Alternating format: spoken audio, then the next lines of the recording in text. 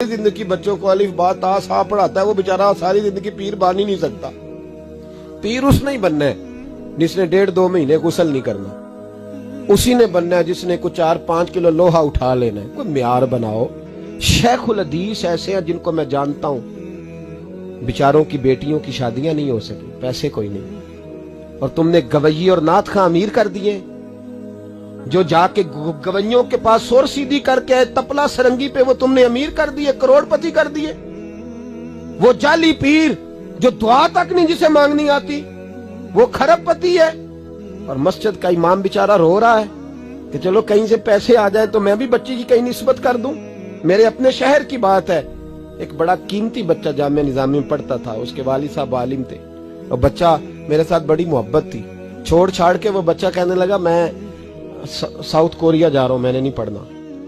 2-3 साल से छोड़ गया। उसके अब्बा ने मुझे फोन किया कि आपसे बड़ी अकीदत रखता है, आप इसको समझाएं। मैंने फोन किया, मैंने कहा बेटा तू पढ़। कहने लगा हजरत साहब अब्बा जी 35 साल मस्जिद में रहे हैं, मेरी बहनें इस तरह की हैं कि शायद कभी गैर महरम को मेरी बहनों ने भी ना देखा हो। तीनों की तीनों कुरान की हाफिज़ां, फाजिल अरबी अदीब अरबी किया, सारा दिन कुरान पढ़ती हैं। थक गया मेरा बूढ़ा सफेद दाढ़ी वाला आलिम बाप रिश्ता ढूंढते पर रिश्ता नहीं मिला, क्योंकि हम मस्जिद की छत पे रहते हैं। एक बीबी रिश्ता देखने आई थी, और जब वो छत पे चढ़ने लगी, रिश्ता दिखाने वाली उसको लेके आई, छत पे चढ़ने लगी तो चढ़ते चढ़ते कहने लगी ओहो ये मस्जिद में रहते हैं, मेरा बेटा ससुराल आएगा तो दोस्तों कहां बिठाएगा, मैंने नहीं करना रिश्ता। कहते हैं मिन्नत की मेरे बाप ने कि छत पे जाके देख तो ले। कहने लगी ना भाई रिश्ता नहीं करना।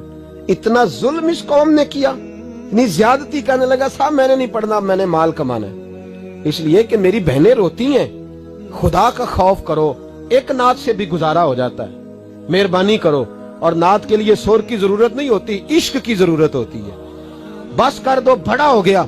मदारस के बच्चों को वो रोटी खाने को मिलती है जो मैं और आप खाएं तो बीमार हो जाएं, बीमार हो जाएं, जो मदारस के बच्चों को रोटी खाने को मिलती है।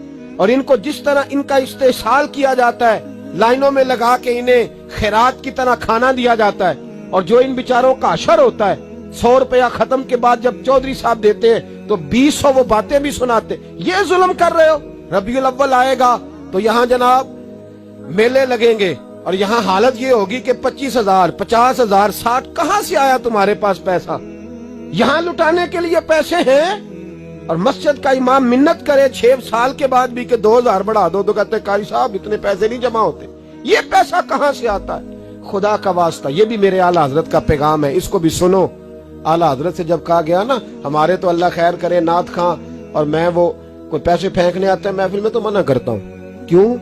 इसलिए कि जब दथियों वाले पैसे लेके आते हैं ना मस्जिदों में और महफिलों में, तो फ्रंट सीटें फिर दथियों वालों के हाथों में होती है। गरीब महफिल मिलाद में भी छुप के बैठता है पीछे, और नाथ खां भी याद कर लेता है कि ज्यादा नोट किसने पकड़े हुए, ज्यादा नोट किसके हाथ में। वो फिर कहता है हाजी साहब है शेर तुहाडी नजर जे। मैं क्या बदबख्ता, नबी पाक दे नाम दा शेर भी बंदे दी नजर हो सकता है, जिसमें हुजूर की तारीफ हो रही हो, बंदे की नजर किस तरह होगी? शर्म करो, डरो अल्लाह ताला। सिर्फ दौलत की खातर ये भी फिक्र रजा है, करूं मद है अहले दुवल रजा, मैं करूं मद है अहले दुवल रजा, पड़े इस बला में मेरी बला, मैं गदा हूं अपने करीम।